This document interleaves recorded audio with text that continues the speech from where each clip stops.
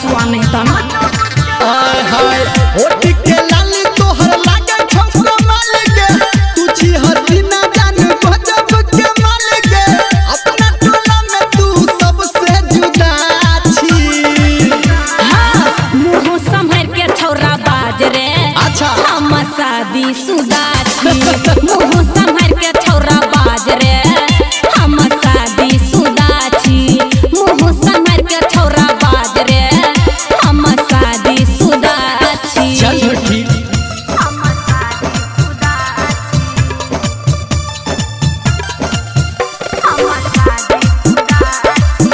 मां Gayatri recording studio DJ good बनवानी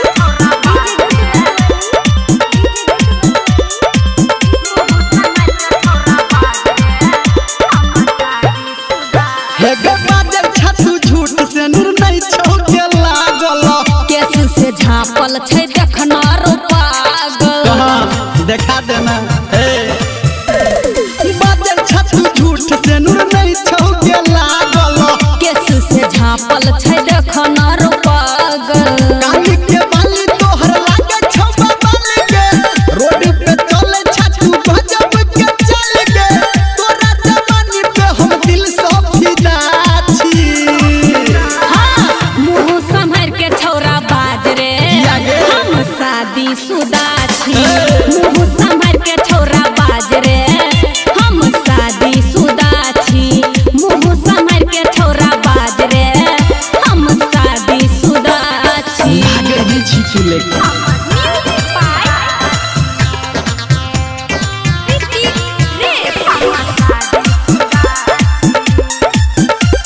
अभी आप सुन रहे हैं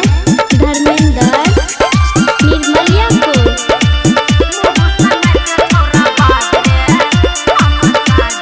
सही सही बाज तोहर कते छवि बाना हम की कहबो रे नया छै जमाना से त छै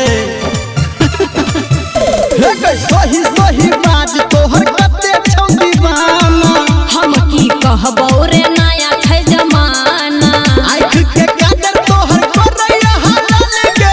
राइटर सन के बोलो नहीं डाल के कहो धर्मेंद्र हम छौरा सीधा छी। हां मुंह संभर के छौरा बाज रे अच्छा हम शादी शुदा छी मुंह संभर के छौरा बाज रे हम शादी शुदा छी मुंह संभर के छौरा बाज रे हम शादी शुदा छी बुझली रे बुझले ने छले हमरा।